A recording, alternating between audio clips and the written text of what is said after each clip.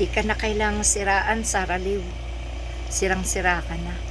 Ang yabang mo man din. Kakabuisit ka na. Huwag mong punuin ang taong bayan. Huwag mo rin punuin ang mga nasa batas. No? Hindi ka na magtatagal kapag ganyan ka ng ganyan. Pag napuno sa iyo yung ombudsman, yung DILG, yung NBI, lahat yan pag napuno yan, one click ka lang. Hanggang saan ka dadalhin ng iyong yabang. Ha? Tama na, wala nang sisirain sa'yo. Siran-sira ka na. Sasabihin mo, naniniwala ka sa mga supporters mo na ikaw ay grabing paninira sa'yo ng mga galit sa'yo.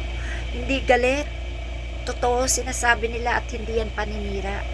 Ikaw mismo nagbubulgar kung ano ka, kung anong kabusitan ginagawa mo sa buhay ng bansa. Alam mo, Sara, ikaw yung taong pinaninindigan mo talaga kung anong klaseng tao kayo ng tatay mo, ng mga kapatid mo. Sindikato kayo, aminin mo. Aminin mo, sindikato kayo. Kaya, gusto mong hawakan ng bansa eh. Kasi kayong mga sindikato, gusto nyo, mapasunod nyo ang lahat ng Pilipino dito sa bansang Pilipinas. Sorry ka. Hindi ganyan ang pananaw ng taong bayan ang susunod sa mga kagaya nyo. Oy, yung mga kagaya nyo at yung mga sumusunod sa inyo, yan yung mga na-brainwash nyo at ginamitan nyo ng kung ano-anong kawawaan, no?